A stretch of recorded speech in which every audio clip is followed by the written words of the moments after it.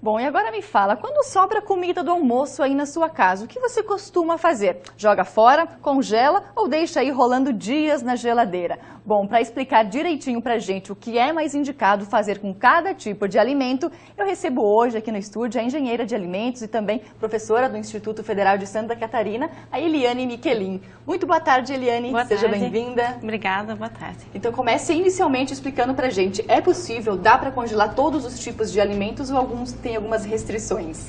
Nós podemos praticamente congelar todos os tipos de alimentos, desde carnes, frutas, vegetais, massas, né? Frutas, claro que daí não dá mais para consumir in natura, como se fosse uma fruta fresca, mas dá para fazer sucos, geleias, compotas, né? Usar em outros preparados. Mas é possível praticamente todos os tipos de alimentos serem conservados, né? E mantidos a sua qualidade através do congelamento. Porque o congelamento não agride praticamente as propriedades dos alimentos. Não vai afetar, então, de nenhum alimento? Alguns vegetais ele pode alterar a cor, né? Mas ele mantém vitaminas, mantém a cor das carnes, mantém o valor nutricional, que é muito importante, né? Então a gente vê o congelamento como um método de conservação que afeta muito pouco as qualidades dos alimentos, seriam os mais indicados, né? E ele conserva por quê, né? Por que o congelamento conserva? Ele não vem assim a eliminar os micro-organismos, a gente diz ele não mata, né, aquela população microbiana que o alimento já traz consigo naturalmente, mas ele freia o crescimento, né, então ele para o crescimento dos micro-organismos. Então, o alimento poderia ficar congelado por anos, né, e os micro-organismos não virem a crescer, mas no entanto algumas reações químicas, enzimáticas ainda continuam acontecendo no alimento. E é isso que às vezes faz com que ele não possa mais vir a ser consumido. Como por exemplo uma carne, né? A gente sabe que depois de algum certo tempo congelada, ela já não tem mais aquele gosto, aquela cor, né, de uma carne fresca. Isso porque acontece algumas reações, então, de oxidação da gordura, a cor, vai perdendo a cor, pode acontecer um ressecamento, uma perda de umidade da carne. Então é isso que faz com que a carne não possa ficar indefinidamente congelada. Quanto tempo aproximadamente seria o mais indicado para a carne? A carne pode ficar até 1 ano, mas isso se o freezer, o congelador, estiver trabalhando a menos 18 graus, né? Isso a gente consegue em alguns congeladores domésticos, principalmente aqueles duplex. Agora, se for aquela geladeira que tem no mesmo espaço congelador e geladeira, aí devido à oscilação de temperatura pela abertura da porta constante, a gente não consegue garantir essa temperatura. Então, viria a durar bem menos, né? Então, ficaria ali em torno de menos 7 graus, a carne duraria em torno de 3 meses, 4, né? Então, tudo depende da temperatura do freezer.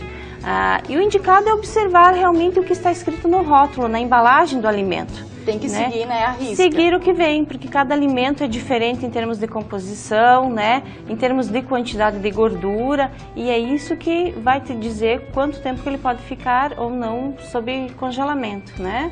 Já outros tipos de alimento, por exemplo, restos de comida que sobrou do almoço, tanto a pessoa tem dó, de repente, de jogar fora, né, que sobrou bastante, acaba congelando, também pela praticidade. Não tem tempo de todo dia estar fazendo uma alimentação nova, acaba descongelando e tem o prato aí pronto. Esse tipo de alimentação, quanto tempo é indicado deixar congelado? Poderia ser congelado e consumir dentro de alguns dias, né, semanas, ou ficar na geladeira e consumir dentro de 2 dias, né, seria o mais indicado. Se ficar na geladeira, só resfriada, no máximo em 2 dias. Isso, no máximo em 2 dias, porque a geladeira, ela ainda possibilita o crescimento de alguns micro-organismos, né, então ela não freia, ela não para totalmente o crescimento. Então, se essa comida já vem, e é natural que ela venha com alguma carga microbiana, ela não vai se manter por muito tempo.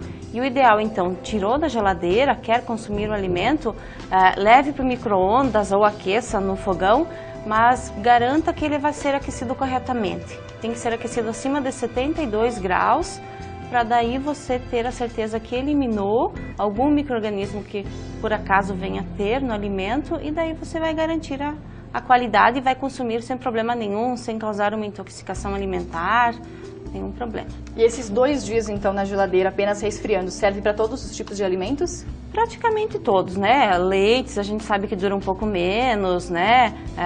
Mas a maior parte dele, 2 dias você garante. Não, sempre lembrando que depois, antes de consumir, aquecer, né? Agora, tem alguns alimentos também que é importante a gente falar que normalmente ficam na porta da geladeira, mas não é o local mais indicado, né? Isso a gente tem costume às vezes de guardar ovos na porta da geladeira. Já vem até o próprio local apropriado. Isso, na realidade não seria o local mais adequado porque a geladeira, a porta é muito aberta e a porta tem muita oscilação de temperatura, né?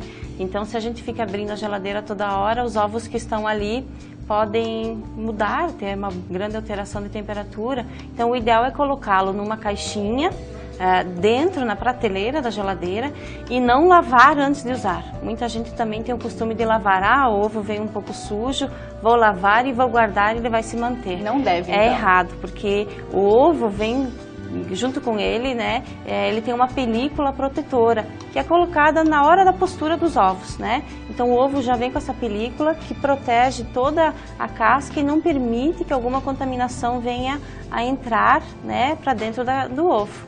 Então não se lava e se guarda dentro da geladeira e não na porta. Vamos falar agora do recipiente mais indicado, que muita gente acaba colocando em potes, né? Enche a geladeira, o freezer de potes com restos de alimentos. Quais seriam então os recipientes mais indicados? De plástico, vidro, até as próprias sacolinhas? Tem um que é mais indicado?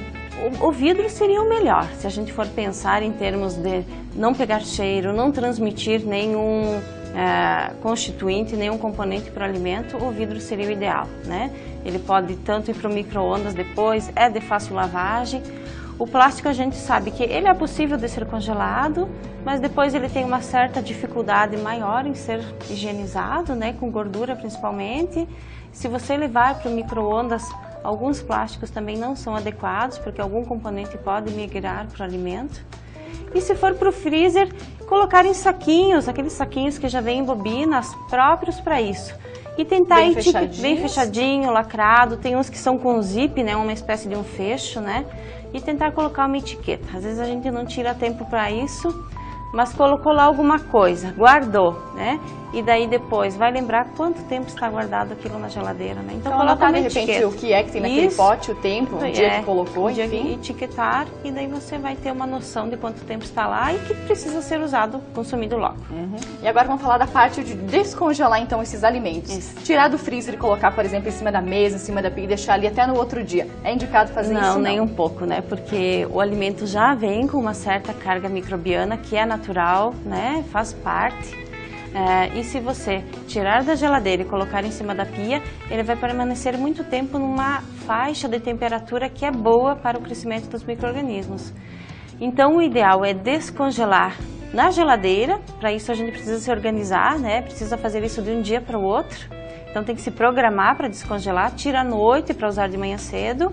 Ou se não conseguiu se programar e está com pressa, utilizar o micro-ondas, né?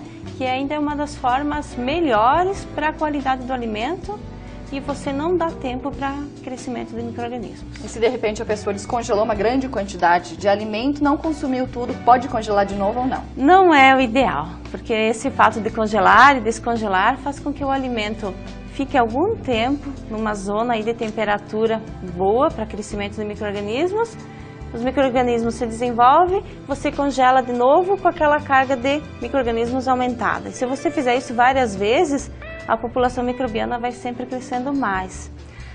E você vai perdendo também muito em qualidade, porque no congelamento, se for de carnes principalmente, forma muitos cristais de gelo e toda vez que você descongela, esses cristais rompem as células e você perde muitos nutrientes, né? A carne perde muita água, ela vai gotejando. E com isso ela vai levando embora vitaminas, sais minerais e você fica com um alimento cada vez mais pobre, né? Então o ideal é congelar peças pequenas para que no interior da peça também ela congele rápido. Se a peça for muito grande, o congelamento vai ser demorado e lá no interior também você não se assegura da qualidade daquele alimento. Muito bem, tá aí as dicas então para você aí de casa que nunca sabe o que fazer com as sobras de alimento, não sabe quanto tempo pode deixar congelado. Tá aí as dicas então. Obrigada, Eliane, pela participação, viu? Obrigada também.